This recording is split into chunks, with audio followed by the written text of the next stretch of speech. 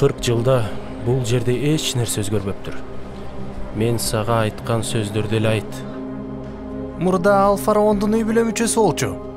Мага ал жүдөгөн койчудай эле көрүнүп турат.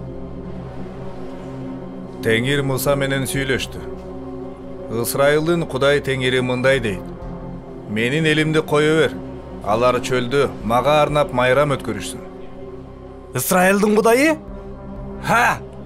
Мен аны угуп, Ысрайылды кое бергидей, ал ким экен? Мен Теңирди билбейм, Ысрайылды да кое бербейм. Мындан ары бул элге кыш куюу үчүн мурункудай саман бербегиле. Алар саманды өздөрү барып чогултуп алышсын. Жалкоолор, баргыла иштегиле, көзүмө көрүнбөй жоголгула. Эмнеге кулдарыңа ушундай мамиле кылып жатасың? Кулдарыңа кыш куйганга саман бербей жатышат.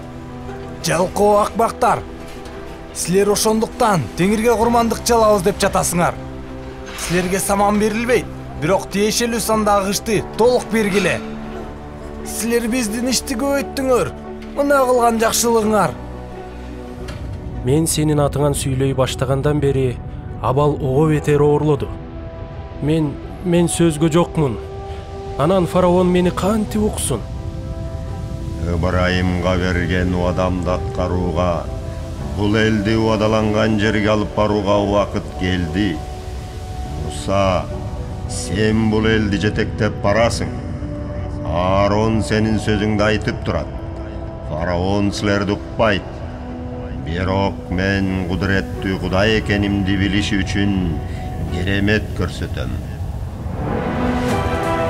Бул жерге кайра эмне келдиңер? Айт! Ысрайылдын Кудай Теңири менин элимди кое бер дейт. Теңир айткан сөзүнө мына бул жышаан болсун. Эмне? Жылаанбы? Ха-ха-ха-ха-ха. Бул жөн эле сыйкырчылык. Чакыргыла сыйкырчыларды. Ошондо фараон даанышмандар менен сыйкырчыларды чакырды. Алар да өздөрүнүн сыйкырлары менен ошондой кылышты. Карагыла, бул жылаан биздикилер менен салгылашып жатат. Анын жылааны биздикин жеп салды. Ал биздин жылаанды жутуп алды. Ааламды жараткан Кудай менин элимди кое бер дейт. Эртең менен фараонго бар, ал сууга чыгат. Сен аны дарыянын жээгинен тосуп тур. Жылаанга айланган таягыңды колуңа алып ал. Теңир мындай дейт: менин Теңир экенимди сен мындан билесиң. Мен азыр колумдагы мына бул таяк менен дарыядагы сууну чабам. Ал канга айланат. Менин сыйкырчыларым дерчи. Нилдин Кудайы муну токтотуп коет. Кудай фараондун жүрөгү Теңирдин өзүнөн улуу кереметтерди көрсө дагы катууланат деп айткан. Ошондо дарыя канга айланып, балыктар кырылып, дарыя сасып кетти. Бирок бул ажайыптан кийин дагы фараон өз чечимин өзгөрткөн жок. Мен мындайды эч качан көргөн эмесмин. Булактар жана көлмөлөр канга айланды. Алардын Кудайынын аты ким деп жатышты эле? Анын кандай айырмасы бар? Биздин миңдеген Кудайларыбыз бар. Нилдин Кудайы каарданып калса керек. Муса алардын Кудайы бул ааламда жалгыз Кудай деп айтып жатат. Жалгыз Кудай? Бул тамашабы? Теңир мындай дейт: менин элимди мага ибадат кылганга кое бер. Эгерде кое бербесең, мен сенин бардык жериңе курбакка каптатам деп жатат. Менин оюмду сен сыйкырларың өзгөртө албайт. 7 күндөн кийин Муса Мисир жерине кайрадан Кудайдын сотун алып келди. Мисирдин бүт суулары курбакаларга толсун.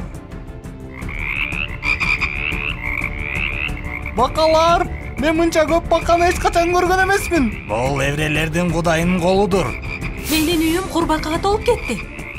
Бүтүндөй Мисир жери аларга толду. Кудайлар каарданышты окшойт. Силердин сыйкырчыларыңар кайда? Алардын колунан эч нерсе келбейби? Карагыла, фараондун сыйкырчылары деле бакаларды чыгара алышат. Дагы баканын эмне кереги бар? Муса бизге жетишерлик бака чыгарды го. Сен аларды эмнеге чөлгө кое бербей жатасың? Биз мындан ары чыдай албайбыз. Чакыр Мусаны. Мен аны менен сүйлөшөйүн. Ооба кожоюн. Азыр орундатам. Кудайыңарга сыйынгыла. Ал курбакаларды менин элимден жоготсун. Ошондо мен Ысрайыл элин кое берем. Элиң үчүн сыйынар убакытты мага өзүң белгиле. Ошондо курбакалар кетет. Эртең менен. Сен айткандай болсун. Ошондо биздин Кудай теңирибиздей эч ким жок экенин өз көзүң менен көрөсүң. Фараон курбакалар өлгөнүн көргөндө жүрөгүн катуулантып, Теңир айткандай аларды укпай койду. Аларды кое берүүдөн баш тартты. Биздин жерибизди курбакаларга толтурган бул эмне деген Кудай? Сен эмне Кудай жасады деп ойлоп жатасыңбы? Балким бул табигый кубулуштур. Анда Муса кантип алар качан пайда болоорун жана качан өлөөрүн билди. Анан Теңир Мусага мындай деди: Аягыңды көтөрүп, жердеги топуракты чап. Ошондо топурак майда чиркейге айланып, бүткүл Мисир жерине толуп кетет. Анан Мисир жеринде топурак чиркейге айланды. Силер эмне чиркей чыгара албайсыңарбы? Элдер анын Кудайы күчтүү экен деп ойлоп калышат. Же эмне колуңардан келбейби? Кожоюн, бул чындыгында Кудайдын иши. Башка эч ким кыла алган жок. Биз алсызбыз. Мусага айт, эгерде анын Кудайы чиркейлерден арылса, анда мен еврейлерди өз Кудайына табынууга жөнөтөм. Чиркейлер жок болду, бирок мен кулдарды кое бербейм.